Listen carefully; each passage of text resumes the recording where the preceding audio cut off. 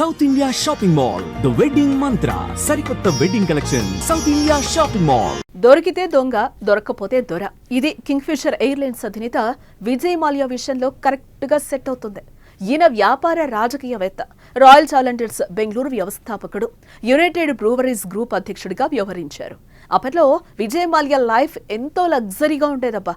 ప్రపంచంలోని అందగత్తలతో ఫోటోషూట్స్ చేస్తూ స్వర్గలోక సుఖాలు అనుభవించాడు. కట్ చేస్తే ఇప్పుడు ఓ దొంగల ఉరుకులు పరుగులు పెడుతున్నాడు. అంత అందమైన జీవితాన్ని గడిపిన మాల్యా ఎందుకు భారత్ వదిలి పారిపోయాడు? బ్యాంకులకు ఎంత అప్పున్నాడు? ఎందుకు కింగ్ఫిషర్ పతనమైంది? పూర్తి వివరాలు ఈ స్టోరీలో చూద్దాం.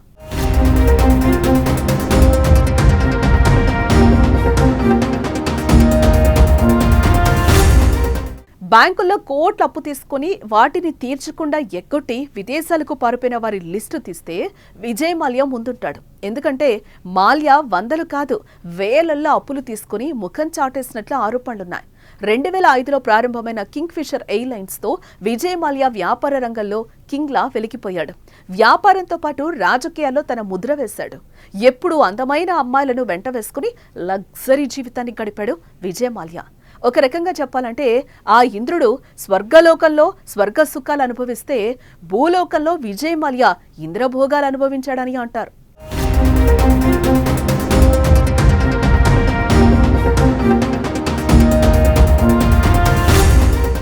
జీవితంలో ఎలాంటి వారికైనా ఒక దశలో కష్టాలు వస్తాయి. 2008 గ్లోబల్ ఆర్థిక సంక్షోభం కారణంగా మాల్యా తీవ్ర ఆర్థిక ఇబ్బందుల్లో పడ్డాడు. కింగ్ఫిషర్ 2012లో కార్యకలాపాలు నిలిపేశాడు. 2016లో అతను భారతదేశం నుంచి లండన్కి వెళ్లాడు. అప్పటి నుంచి యూకేలో నివసిస్తున్నాడు. అయితే విజయ్ మాల్యా భారత్ ని వీడే నాటికి బ్యాంకులకు ఏకంగా 9,000 కోట్లకు పైగా రుణాలు ఇవ్వాల్సిందని టాక్. ఆయనపై ఆర్థిక మోసం, మనీ లాండరింగ్ ఆరోపణలున్నాయి. మాల్యా శుక్రవారం యూట్యూబర్, పారిశ్రామికవేత్త రాజ్ సామనీతో పాడ్కాస్ట్ లో పలు కీలక విషయాలు వెల్లడించాడు.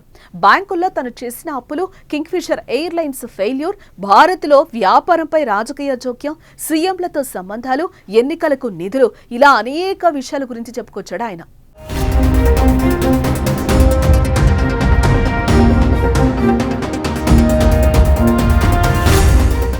భారత్లో వ్యాపారం చేయడం అంతా సులువైన పని కాదు.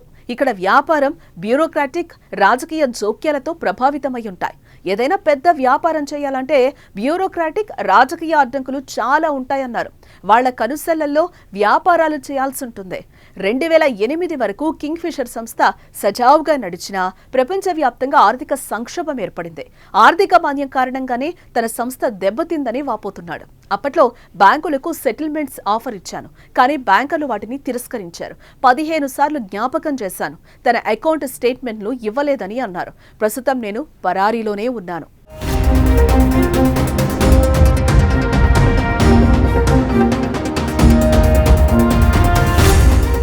నేను విదేశాలకి పారిపోవాలని అనుకోలేదు. ఫస్ట్ ఇక్కడ బ్యాంకుల్ని సెటిల్ చేయాలని అనుకున్నాను. అయితే బ్యాంకులకు అప్పు చెల్లించాల్సిన విషయంలో నాకు అన్యాయం జరిగిందని విజయ్ మాల్యా అంటున్నాడు.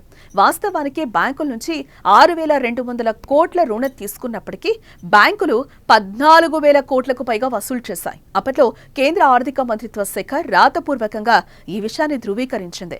ఒకవేళ నేను బ్యాంకులను మోసం చేస్తుంటే ప్రభుత్వం ఇంత పెద్ద మొత్తాన్ని ఎలా రికవరీ చేసింది? అయినా కూడా నాకు దొంగ అనే ముద్ర వేశాయి బ్యాంకులు. నేను లండన్ వెళ్లే ముందు అప్పటి ప్రభుత్వంలో ఉన్న కీలక నేతలకు చెప్పాను, కానీ మీడియా ముందు వారంతా ప్లేట్ ఫిరాయించారు. నన్ను దోషిగా నిలబెట్టారు. నేను పోయి యాంకర్తో పారిపోయానని చెప్పారు. ఒకవేళ నేను బ్యాంకులను మోసం చేస్తుంటే ప్రభుత్వం ఇంత పెద్ద మొత్తాన్ని ఎలా రికవరీ చేసిందని మాల్యా ప్రశ్నిస్తున్నాడు. న్యాయమైన విచారణకి హామీ ఇస్తే భారత్కు తిరిగి రావడానికి నేను సిద్ధమని చెప్తున్నాడు. మరి భవిష్యత్తులో మాల్యా ఇండియాకు వస్తాడా? ఆర్థిక లావాదేవీలు సెటిల్ చేస్తాడా? చూడాలి.